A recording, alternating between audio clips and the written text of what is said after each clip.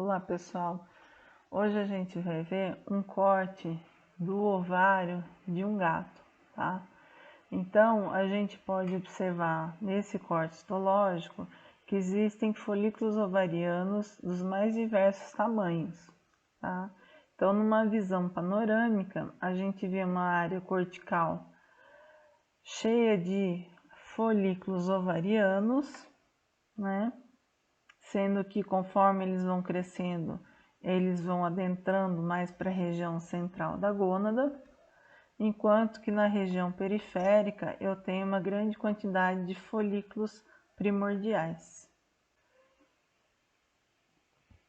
Quando eu olho no maior aumento na região lá cortical, no córtex do ovário, eu vejo inúmeros folículos ovarianos, tá? Esses folículos são os folículos primordiais. Se a gente aumenta ainda mais, é nítido como é a morfologia desses folículos ovarianos. O que a gente consegue ver? O ovócito, esse ovócito é o ovócito primário, certo? E ele está envolto por células somáticas epiteliais, as células foliculares. Se a gente observar essas células foliculares, elas são pavimentosas e estão em uma única camada dispostas ao redor desses ovócitos, tá? Então, ó, ovócito primário e as células foliculares.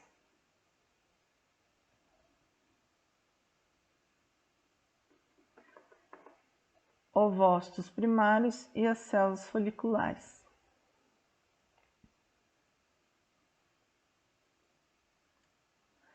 Essas células foliculares que são pavimentosas, elas vão começar por estímulo hormonal a se modificar e se tornarem cúbicas, tá? Então a gente tem o folículo primário, constituído por células foliculares cúbicas em uma única camada, envolvendo esse ovócito, que é o ovócito primário ainda. Toda essa região em volta é o estroma ovariano.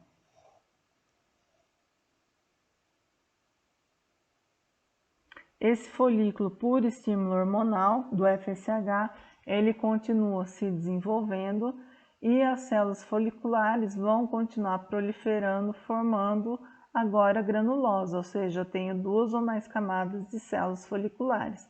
Aqui eu tenho o ovócito, esses folículos em crescimento, né, eles ainda não têm um espaço entre as células foliculares, porém, logo mais as células foliculares vão começar a produzir o líquido folicular que vai se colocar por entre essas células, tá?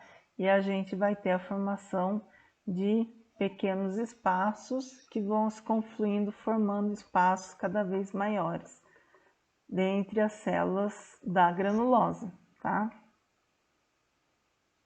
Então aqui eu tenho o folículo, certo? Folículo ovariano, ovócito, as células da granulosa e em volta eu vejo a teca também, tá?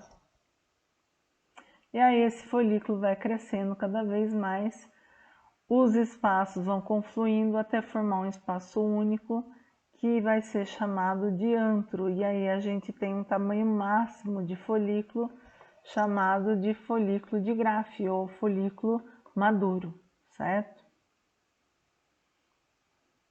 Como é um ovário de gato, a gente vai ter vários folículos maduros sendo formados.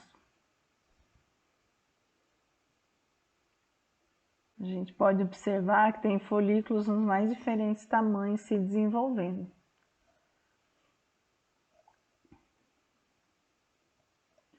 Aqui a gente tem o ovócito envolto pela zona pelúcida. Vou ampliar para a gente ver os detalhes dessa região, certo? Então, o ovócito, núcleo do ovócito, o ovócito, a zona pelúcida e as células foliculares. Toda essa região aqui, ó, é o antro do folículo maduro. Aqui é a granulosa e aqui é a teca, certo? granulosa, a teca. Granulosa e a teca aqui.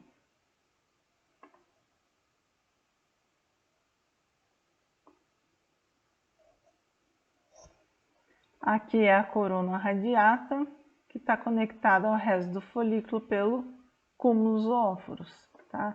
Olha a teca aqui, interna vascularizada, certo? E a teca externa. Uma vez que esse folículo esteja maduro, ele está apto a sofrer a ovulação. Então, ele vai liberar o ovócito secundário.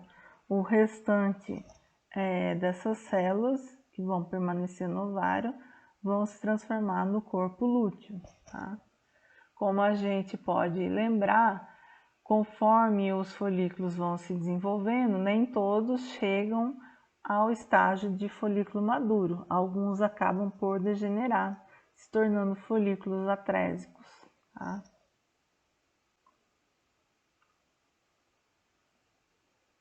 Se a gente observa nessa região aqui, ó, né, dentro do estroma ovariano, a gente vê que tem um aspecto glandular dessas células. Isso aqui, ó, é o corpo lúteo se desenvolvendo, certo?